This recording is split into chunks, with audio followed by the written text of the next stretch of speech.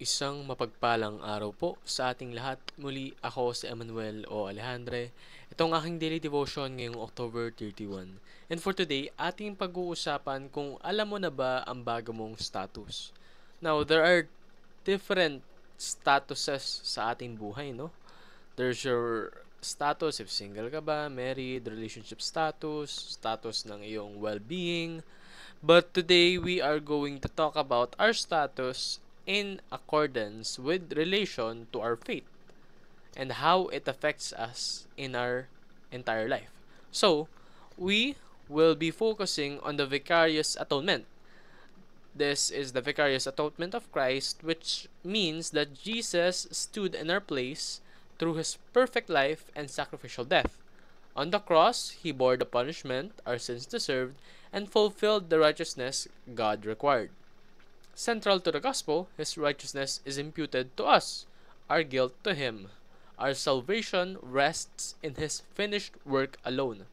So dahil daw po sa atonement, vicarious atonement na ginawa ng ating Panginoong Hesukristo, yung ating mga kasalanan na deserve nating maparusahan, kinuha lahat ng ating Panginoon at ito'y kumbaga pinasan niya sa kanyang mga kamay upang tayo ay mapatawad, upang tayo ay maging muling righteous in the eyes of God. So, this works gaya ng sabi ng Romans chapter 6 verse 4 to 5, wherein it says, "We were therefore buried with him through baptism into death, in order that just as Christ was raised from the dead through the glory of the Father, we too may live a new life. For if we have been united with him in death like his, we will certainly also be united with him in a resurrection like his." So, in simpler terms, kumbaga, naging iisa daw po tayo at si Kristo. At dahil si Kristo ay namatay, at sa pagkamatay na yon, napawalang sala ang ating mga kasalanan. At dahil nga si Kristo ay nabuhay muli, tayo rin ay mamumuhay muli in a pure form. Kumbaga, untainted, holy, and righteous form na. So, Christ lived a vicarious life. Therefore, we also have been granted a vicarious life, and Christ died a vicarious death. Therefore, we have also been granted a vicarious death. And lastly, Christ rose in a vicarious resurrection. Therefore, we too as well have resurrected vicariously. So, dahil nga po iisa tayo kay Jesus, kung ano yung pinagdaanan niya, yung status nun, at yung epekto nun, yung impact nun, ay napunta rin sa atin. For we have been made righteous. We have resurrected. No?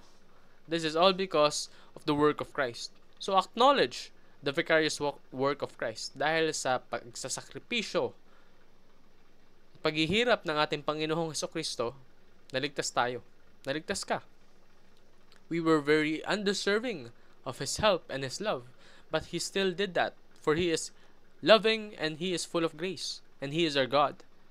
Therefore, kung yung buhay natin ay iisa na kay Jesus, dapat ba nating sayangin yung buhay natin? Hindi, di ba?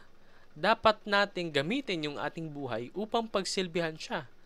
Because dahil sa Kanya, may buhay tayo. Dahil sa Kanya, we have been made righteous once again.